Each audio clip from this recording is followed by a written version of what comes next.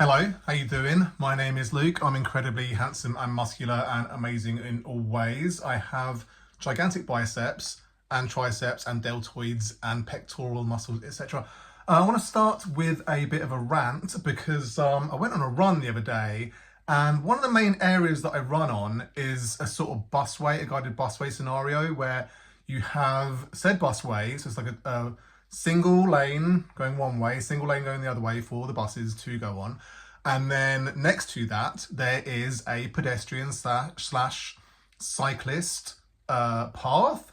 And it is wide. It's extremely wide. It's extremely flat. It is lovely to run on. Very nice. And it's so wide, I would say that people can walk five abreast quite easily. No problemo. So I was on a run the other day and I came across a group of people in the distance. I was coming closer to them. They were facing away from me. They were walking quite slowly. And there was approximately 7 or 8 of them, I'd say. And guess how many abreast they were walking? 5. They were walking 5 abreast, very self-righteous, very scumbag style. Why would you walk 5 abreast and expect then there to be people coming behind you at any moment?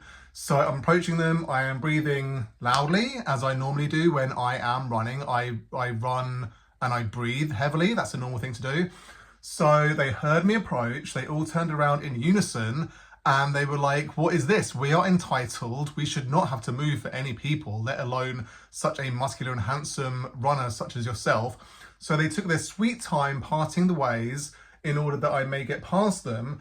And as I went past them, they all stared at me and sort of gave me dirty looks. And I basically thought you're complete scum and you should be a bit more courteous of other people. My outlook when it comes to walkways, pavements, pathways, anywhere where there's going to be pedestrians and cyclists and all sorts of people going around.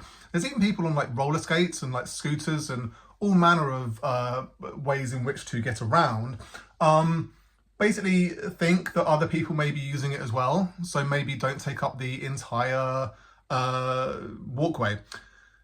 Anyway, I've got some jokes I want to go through with you. So here we go. What is the highest point in the Gaza Strip? The pile of dead Palestinian children.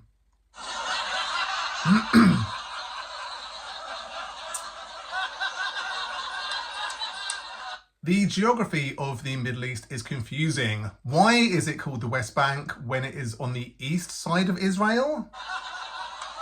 Doesn't make any sense. Why is the Gaza Strip an open-air prison?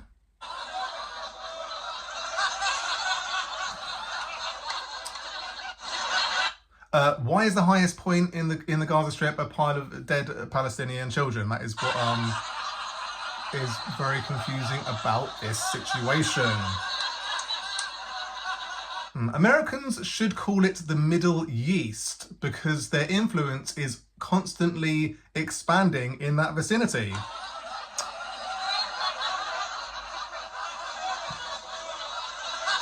I watched that Jesse Eisenberg film, A Real Pain, the other day. Very enjoyable film, very good. I thought it was fantastic. It's about 2 cousins who go on a Holocaust tour of Poland. I can't wait for Israel to complete their genocide of the Palestinian people so that they can start selling genocide tours of the Gaza Strip.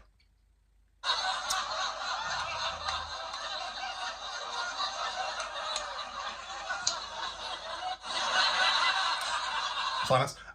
In the past 18 months, Israel has killed 232 journalists. That's more than the combined total of those killed in the US Civil War, World War I, World War II, Korean War, Vietnam War, Yugoslav wars, and the war in Afghanistan.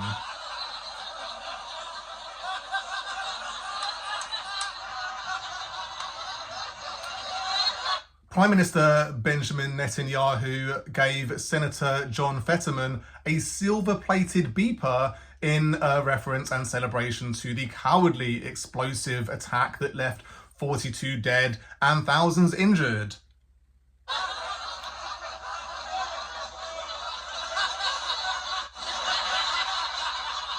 Fetterman said, when the story broke, I was like, oh, I love it. And now it's like, thank you for this.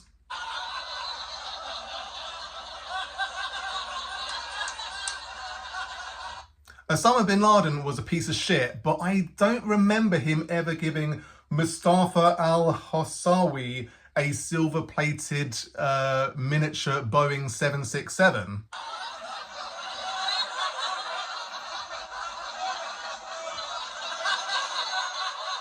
Trump's list of tariffed countries included Taiwan, which is offensive to China, who don't even consider it to be a country.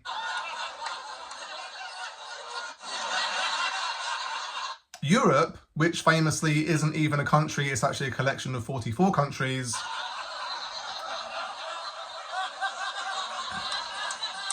And the Heard and McDonald Islands in the Antarctic, which is completely uninhabited apart from penguins. So,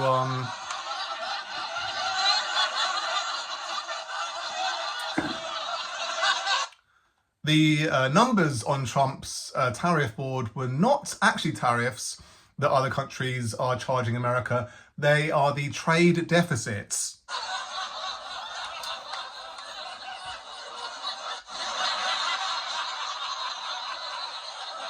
So when Trump said they were reciprocal, what he actually meant was that he's a fucking idiot.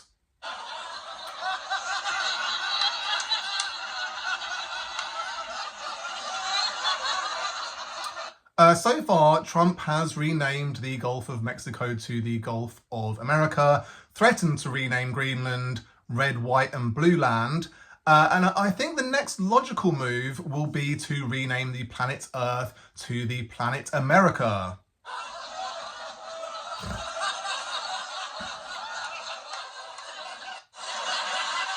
President Musk has announced that he's stepping down as Führer of Doge after accomplishing the lion's share of his objectives. Defunding cancer and USAID were cool, but I think the most impressive thing was that he's decimated Tesla's value.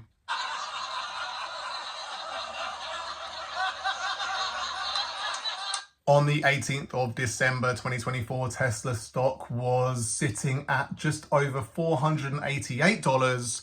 As of April 4th, it's fallen 45% to $267. So he's doing extremely well when it comes to ruining his company. I wish that Trump was looked upon by the American citizenry in the same way that Demetrius of Phaleron was by the Athenian people when he was governor in 307 BC. I wouldn't be surprised if Trump built 360 statues of himself, and then when he's ousted, the American citizenry could turn them into urinals and piss in them because he is a complete fucking piece of shit and is basically fiscally mismanaging the entire country at this present moment.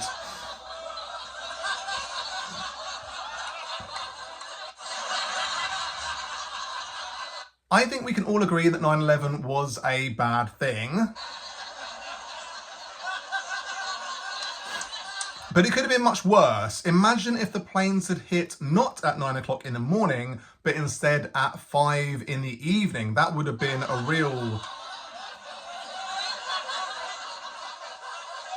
pain. Imagine working a full day in an office and then you burn to death. That is a real nightmare.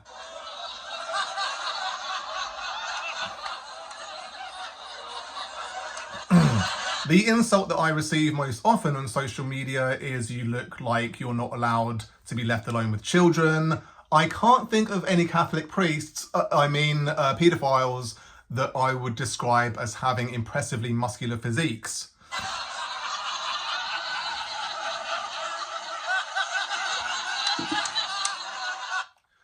I was listening to the Sabrina Carpenter song Bad Chem the other day, and I had an epiphany regarding America's use of the Fahrenheit temperature measurement system. 69 is only pleasant in the Fahrenheit system. 69 Celsius is you're fucking dead. That is not a pleasant temperature at which to exist. Those are all the jokes I wanted to go through with you. I hope you enjoyed them massively, about as massive as my muscles are currently. I am presently on a diet. I'm presently cutting because it is April. We are approaching the warmer months. We are in the warmer months. It is nice and sunny today. It's enjoyable weather to go out with your top off, maybe in a pair of shorts, maybe in a vest, whatever. But intrinsically, you want to show off your athletic physique, and that can only happen if you have lost some weight. I'm currently sitting at 90 kilos. I would like to lose perhaps 1 or 2 more kilos in order that I may look as pleasing as possible to all and sundry. Let us go through the jokes again once more. The highest point in the Gaza Strip is the pile of dead Palestinian children. Now, that is funny. I can't imagine anything more upsetting than a pile of dead children being the tallest, being the highest point in any area.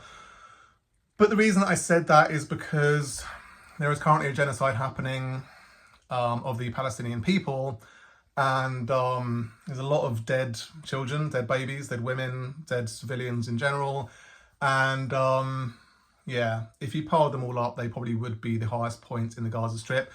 It doesn't feel like anyone gives a shit about this genocide. It's weird, like watching like stuff about the Holocaust. You feel like everyone's on board with that Holocaust. Like that was a terrible genocide. We must never let such a thing happen again. So it's kind of sickening, and it makes me understand more how the German population during the Nazis' height is explicable, because we're currently living through a genocide in which a lot of people are not fast. They just don't give a shit, and you see images all the time of dead children, dead women, and it's very upsetting. I guess you get desensitized after a while, and obviously, like during Nazi Germany, I guess the German population weren't privy to images of dead Jews in the same way that we're privy to images of dead Palestinians. So it's perhaps less explicable that we're able to turn a blind eye to what is happening, and it's just going to continue happening until all of the Palestinian people have been wiped off the face of the earth. So it's not funny, and I don't know how much longer it can go on for. I guess just until they're all dead, and I don't know how long it's going to take. But they seem happy to get on with it. The geography of the Middle East is confusing. You know, like when you see the West Bank, it's like, why is that on the east side of that area then? Like, surely it should be called the East Bank, but I guess it's the same way as the West Indies. Like, you kind of feel like, okay, so Colombo travelled, like Christopher Columbus travelled west to get to the West Indies, and he thought they were India. He thought he'd reached India. So in his head, he was like, right, so I've gone west to get to India. So on the map, if that was India, it would be like the West Indies would be on the east, and it would be extremely confusing. So, yeah, what am I trying to say? It's the West Bank of the river. Like, I think we all know that, so it's pretty straightforward. Let's not get too bent out of shape about that one. Why is the Gaza Strip an open-air prison? I don't know. It feels like it's been an open-air prison for many years, and everyone is totally happy with that being the case. So that's nice. Why is the highest point in the Gaza Strip a pile of dead Palestinian children? Again, yeah, why is it? Why is this happening presently? I don't know. It should probably stop. But we are where we are. Americans should call it the Middle Yeast, because their influence is expanding in there constantly. There's been many politicians, many people on the right wing in America talking about it would be good if there were more Israels in the Middle East. They basically want Israel to expand into all other countries around Israel, invade, annex, whatever word you want to use, so that the whole of the Middle East is controlled by the US, and then we could all just be happy. I think that would make everyone eternally happy, and would be the best thing for everyone. I watched the Jesse Eisenberg film, A Real Pain. It's a very good film, very enjoyable film. Quite upsetting in places because it's obviously talking about the Holocaust at some points.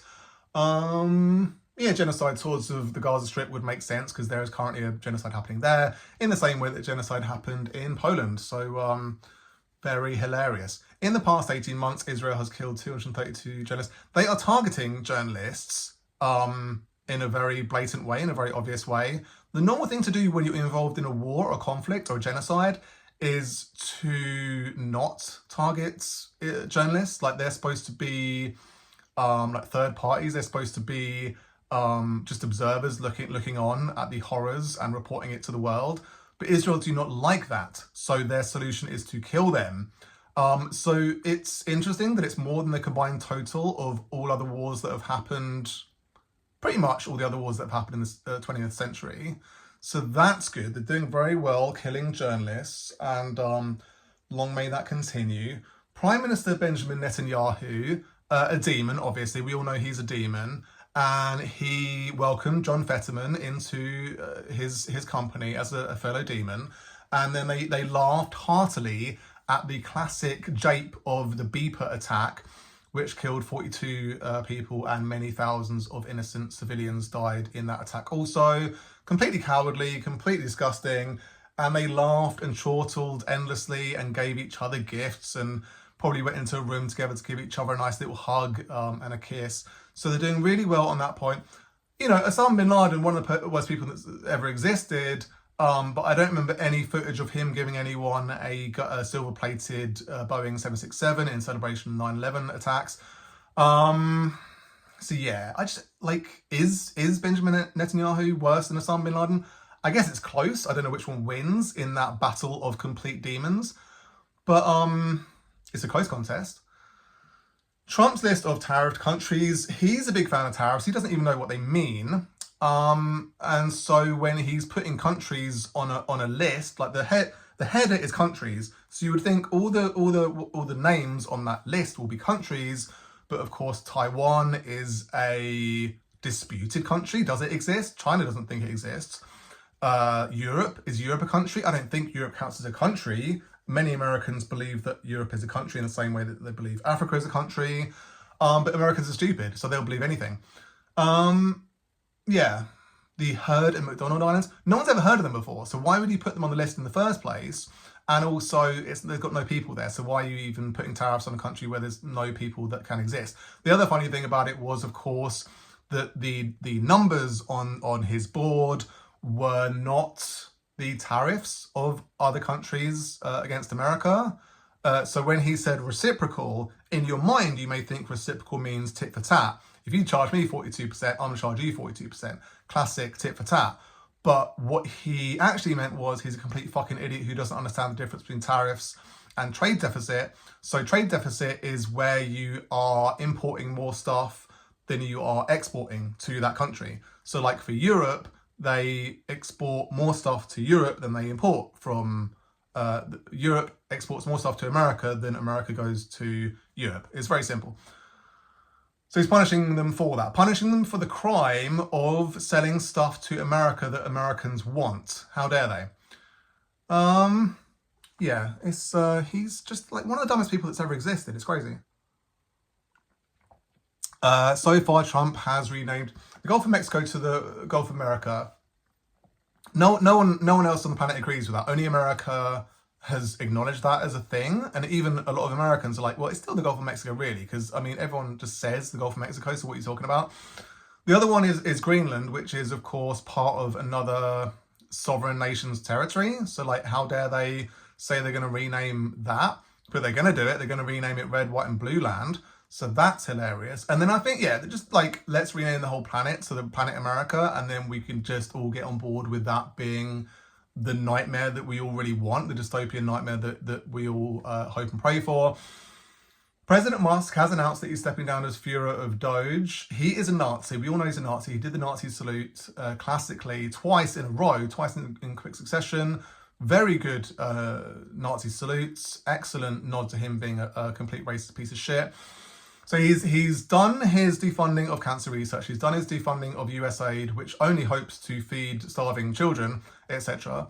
But the real amazing achievement is basically almost halving the value of Tesla stocks. So going from $488 to $267 is a great achievement. He's done very well there. Everyone now knows that he is a complete Nazi. There are massive efforts to just burn all Teslas that exist, burn all Tesla dealerships that exist, and long may that continue. Demetrius of Phaleron was a governor in, I feel like it was 317 BC to 307 BC.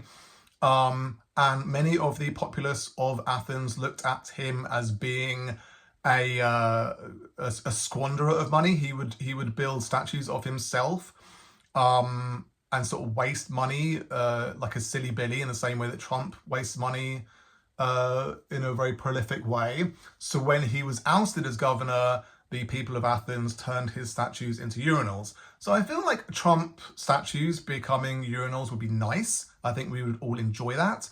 So hopefully he'll start that building program soon to waste some more money, to increase his idolatry, because obviously many Americans do idolize Trump because they're easily led automatons, and they basically follow anyone with any level of just bullshittery, buffoonery.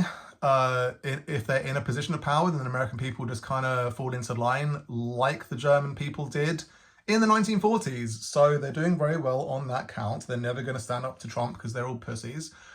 I think 9/11 was a bad thing. I think we're all on the same page with that. It was terrible. But I feel like, if there's a silver lining, surely it's that it happened at 9 in the morning.